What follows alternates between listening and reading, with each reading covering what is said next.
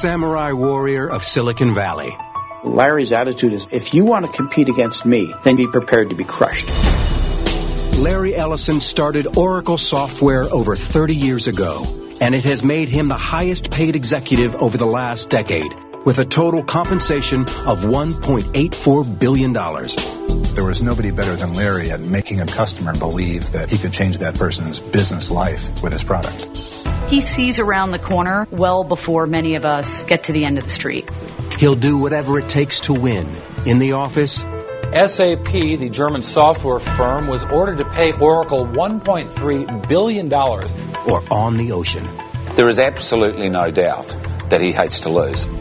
His company's technology has become the backbone of the world's information systems, from government to online commerce.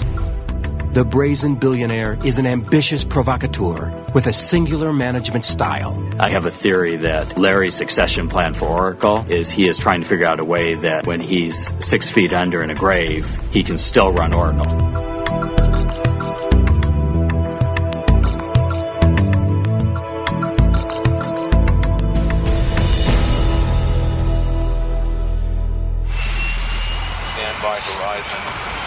How do you read, Captain?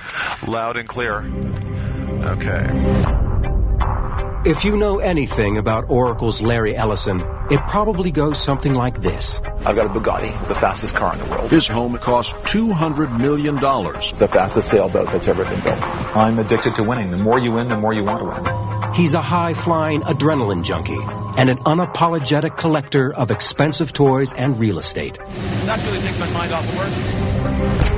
He spent $400 million to bring the 2010 America's Cup, the oldest active trophy in sports, back to America for the first time in 15 years.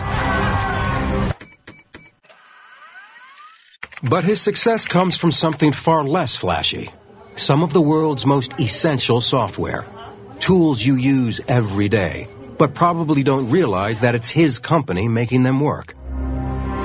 Almost everybody in the world uses Oracle. They just don't know it. If you do any kind of government transaction with almost any government in the world, any business transaction with almost any internet business in the world or any traditional business, if you have a credit card, if you have a cell phone, if you have any of the modern things in life, if you live today, I think you probably use Oracle. Larry Ellison arguably created the most important computer software you never heard of. He was the man behind the curtain for a tremendous change in the way we all live. Ellison remained behind that curtain when we tried to reach him to participate in this program. Born in the Bronx in 1944, Ellison grew up in Chicago. When he was 12, his father bluntly gave him some surprising news. My dad just said right before dinner, oh, by the way, you were adopted and we're having meatloaf tonight. It was so shocking, I just put it away and thought about it for years without really, confronting all and realizing all of the implications. He dropped out of college twice.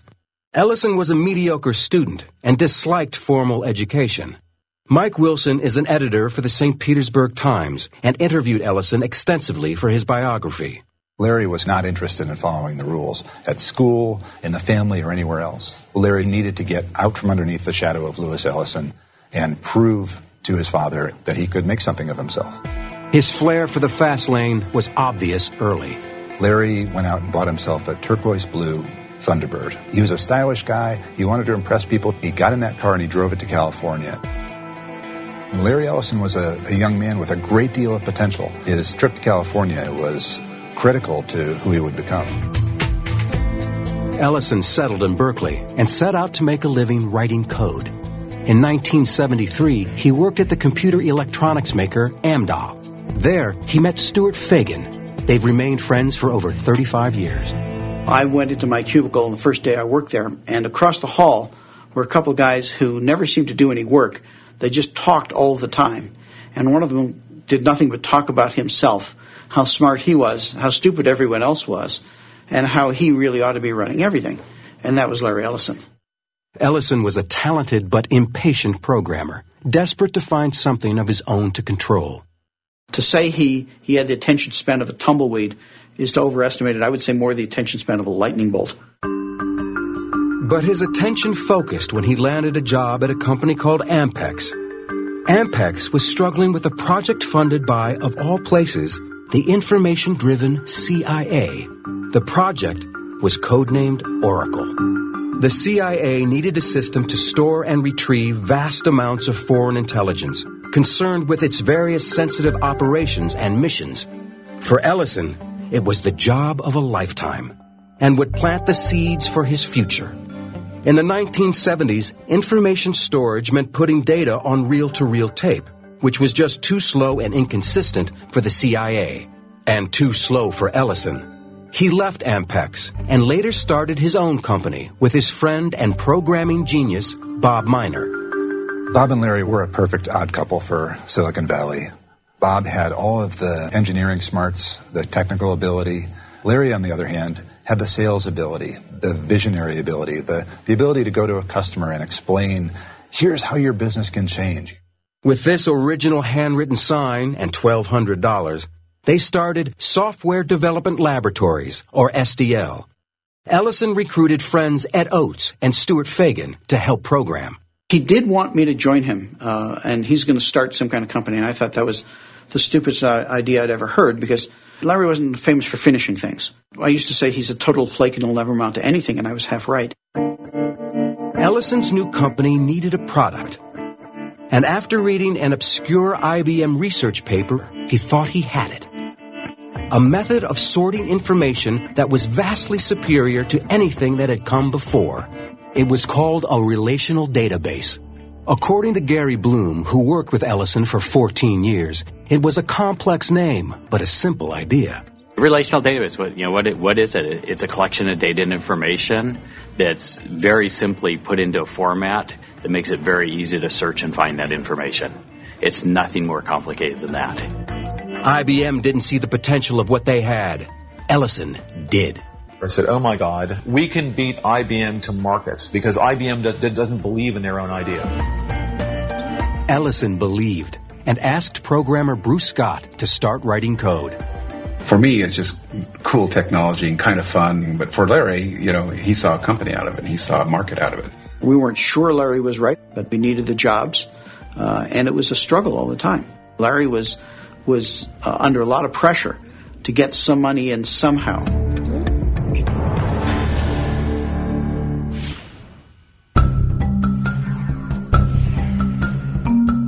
In 1977, at age 34, Larry Ellison's startup software company was busy creating a smart database they thought would revolutionize how companies retrieve, manage, and analyze data. 3 rooms and a little lobby area. There were 4 of us who were writing programs. Larry was mostly involved in finding customers. And that was a bizarre idea because we had no software. So all the things that you would read in books of somebody being a leader, he wasn't. But he was tenacious. He would never give up on anything. Ellison chased and cajoled customers, becoming the company's chief evangelist. There was nobody better than Larry at making a business person, making a customer believe that he could change that person's business life with his product. Knowing they still needed a smarter solution for the monumental task of managing worldwide intelligence, Ellison sold his database to the CIA, his first customer. He called the new software Oracle version 2. There was no version 1 because everyone thought, no one buys version 1, it's buggy. So we started with version 2. Well, our version 2 was at least as buggy as anyone's version 1. And I described those early versions as the Roach Motel of databases. The data went in, but it didn't come out. In 1982, Ellison also took the name Oracle for his company. He targeted government agencies and major corporations in his own unique way. I remember him telling me very distinctly one time, Bruce, we can't be successful unless we lie to customers. For some reason, Larry told the Bank of America, I think he told us there were 15 of us, when in fact there were 5 of us. Now, I'm not sure why the Bank of America would think differently of you if you're 5 or 15. But Larry had given them a number which was a little larger than reality. Ellison also was sharpening a sales philosophy rooted in a trip he had taken to Japan in the early 1970s. I was in Japan, and I was talking to a Japanese business executive, and he told me, that the problem with America is that we just have no stomach for competition. In Japan, we believe our competitors are stealing the rice out of the mouths of our children, In Japan, we think anything less than 100% market share is not enough. His take-no-prisoners approach became known as the Oracle Way. The Oracle Way in the early to mid-'80s was just to win, almost by any means necessary. Larry's attitude is if you want to compete against me, then you better be prepared to be crushed, or don't compete against me. His product, the Oracle Database, took off like a jet fighter in one of his ads. And in 1986, Oracle went public. His 39% stake in the company was worth a stunning $93 million. The IPO was a huge hit, but was overshadowed the very next day by Microsoft's public offering, which made Bill Gates' stake worth a whopping $350 million. In 1989, Ellison moved Oracle to this mammoth campus in Redwood Shores, California, which became known as the Emerald City, a reference to the Wizard of Oz, or as one newspaper described it, Larryland.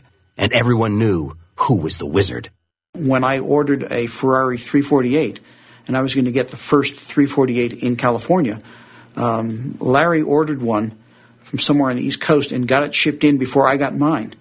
He didn't want to be the second one. He wanted to be the first one. His obsession to be first took its toll. Oracle hit a wall. These aggressive sales practices started to cause serious problems.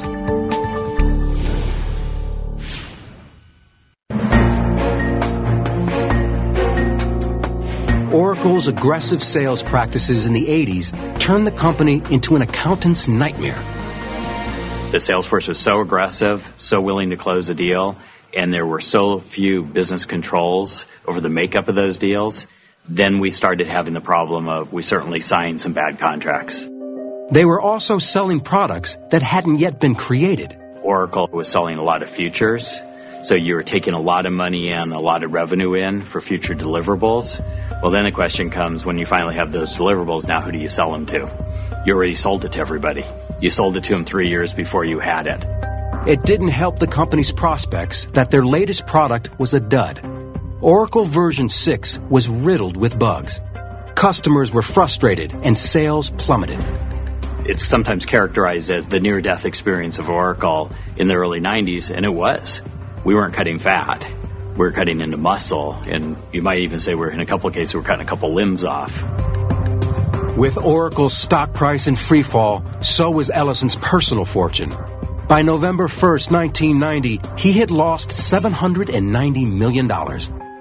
His company was nearly $1 billion operation, and it was failing. Larry was trying to achieve this greatness. He was building towards that all the time, and now he was, in a sense, a laughingstock. It was devastating for him. We're all a bunch of kids that grew up with the business. And we weren't kids anymore, and the business wasn't a little business anymore. It was big business, and we had to replace virtually all of senior management. And it was a very painful process. He convinced well-known management and sales consultant Ray Lane to join the company. And what he brought was what I'd characterize as operational discipline and a maturity around this is how a big business runs. It was chaotic. It was painful. Nobody wanted to go through that again. And so the culture was kind of reset. But the company's real savior came in the form of a new product. Zach Nelson was Oracle's youngest marketing executive. Oracle 7 was a spectacular product. The future was incredibly bright. And I think everybody within Oracle at that time certainly knew it and could sense it. It wasn't just incrementally better, it was orders of magnitude better. Ellison's company had dodged its near-death experience. In 1994, Oracle revenues passed the $2 billion mark, and his stock, as a result, was worth nearly $3 billion. For Ellison, that wasn't nearly enough. To become software's sole heavyweight, Ellison knew he had to pick a fight with the reigning champion, Bill Gates. He seemed to be personally disappointed he wasn't wealthier than Bill Gates. It's the scorecard. And if you weren't number one, if you weren't richest, you weren't on the top. You weren't the best. It was the scorecard, and he was losing. I think that Larry thought he was in tremendous competition with Bill Gates, and maybe Gates didn't think so much. Larry wanted to be recognized as the greatest innovator, salesman, evangelist in the world of software. And he had a steep battle going up against the guy who had put his software in every single personal computer practically in the world. Ellison was fixated on Gates. He would later admit publicly to hiring private detectives to dig up dirt on him. Gates's new product, Windows 95, had the entire tech world buzzing, including Ellison himself in this appearance on The Charlie Rose Show. This Windows 95 is an enormously complicated piece of software. And the idea that people are going to install this in their households and manage these things in their household, to me, is hilarious. And it's time for something that's easier to use. Well, this is clearly part of our strategy to dethrone Microsoft.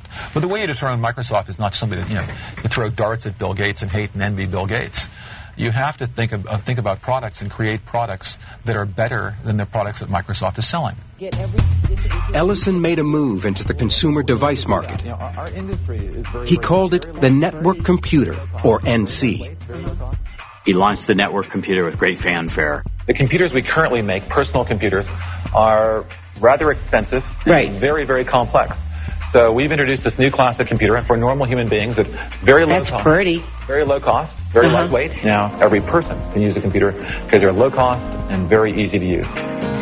You can surf the net, you can do email on, and he said, and it's going to be $500. It's kind of an internet appliance, so to speak, no different than your toaster. I can remember having a discussion with him saying, the internet makes it possible to imagine a world without Microsoft's operating system on every desktop. And that was really, the birth of the NC. Ellison went on a campaign to promote the power of his new baby on the web, while mocking the popular PC. I hate the PC with a passion. Put the stuff on the net. It's bits. Don't put bits in cardboard. Cardboard in trucks. Trucks to stores. Me go to the store. Pick this stuff out. It's insane.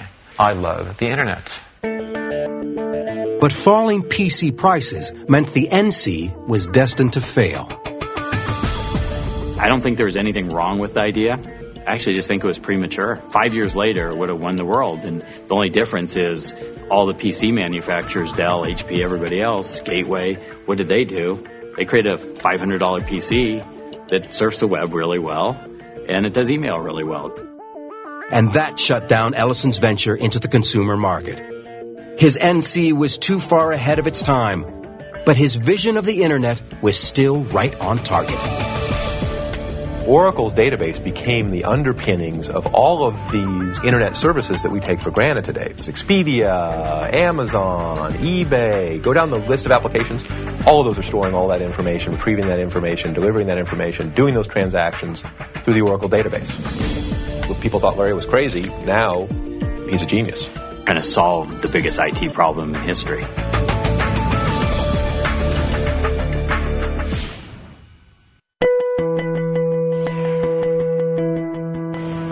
By 2000, Larry Ellison's company, Oracle, was among the elite tech companies in the world. But internal struggles would soon force out the company's president and chief operating officer, Ray Lane, who had risen to second in command and heir apparent. He described the culture at the company he left. It wasn't good enough for a salesman to make their quota. They had to make 200% of their quota. It was, the top 10% get rewarded millions, and everybody else, falls by the wayside. They're weak soldiers. Shoot them. A departing Lane said he didn't fit into Oracle's system and that the only person making decisions at Oracle is Larry. Lots of people that transitioned in and out of Oracle got confused who was in charge. And that's a pretty volatile, that's like a galactic collision, where two stars hit, and it's a pretty violent explosion.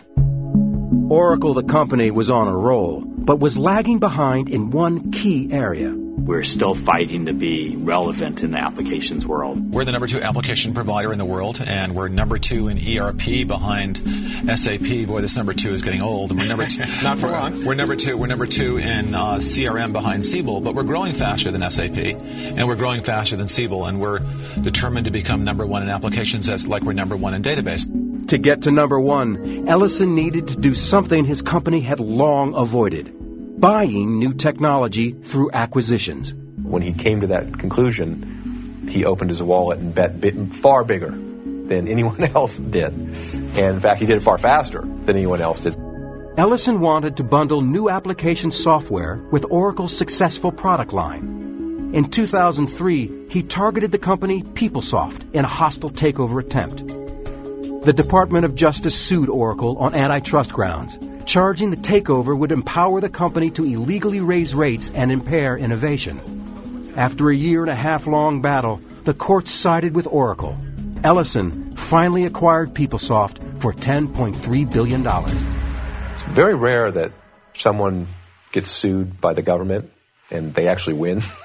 It's just another testament to this guy's tenacity. Most guys would have maybe walked away from that. Instead, Ellison stepped it up. Over the next 5 years, he would spend close to $34 billion acquiring 52 companies. Heather Bellini is Senior Managing Director of the Technology Research Team at International Strategy and Investment Group. She has covered Oracle since 2003. He started looking out and seeing how the landscape was changing and how the carnage that was done to some of his competitors was going to give him an opportunity to go make some acquisitions and buy some technology where he was behind. And he really was the one that started the whole M&A trend within the technology industry. Ellison's appetite for acquisitions accelerated in 2009 with his $7.4 billion trophy purchase of the prominent hardware company Sun Microsystems. But in 2010, his eyes were on another trophy, a decade-long $400 million obsession. BMW Oracle Racing was launched in 2000 for Ellison's run at the America's Cup.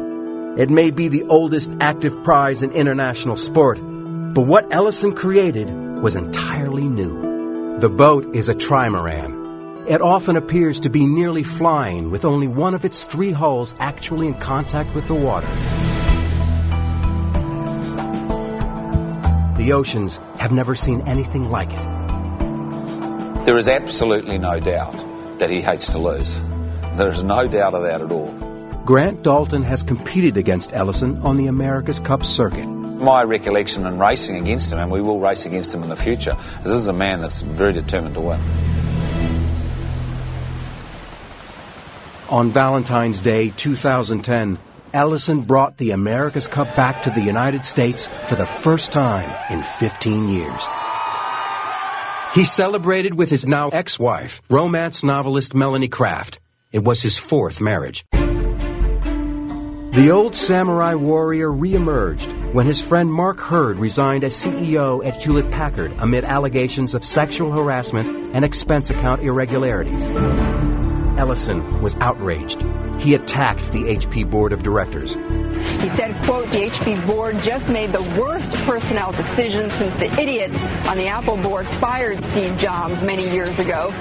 Exactly 1 month later, Ellison stunned the business world when he turned around and hired the ousted executive. The Silicon Valley soap opera continued when HP named Leo Apotheker as its chief executive.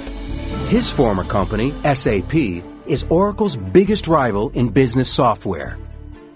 SAP and Oracle had been locked in a nasty 3-year copyright infringement case that ended in November 2010. SAP, the German software firm, was ordered to pay Oracle $1.3 billion. It was the biggest settlement ever for software piracy. Larry Ellison's brawl had drawn new blood on the information technology battlefield. And as always, he is more determined than ever to win. Larry Ellison is pretty similar to the New York Yankees. They're the team you love to hate. And as a competitor to Larry Ellison, I'm sure that he's the person that people love to hate, just given how successful he's been. While most visionaries you think are sort of just talking off their hat and saying, oh, this is how the world can be, you know, Larry sees how the world can be, and then he actually tries to make it that. He started with a $1,200 stake in a little company, and by sheer force of will and persuasion, he built it into one of the giant software companies of the world.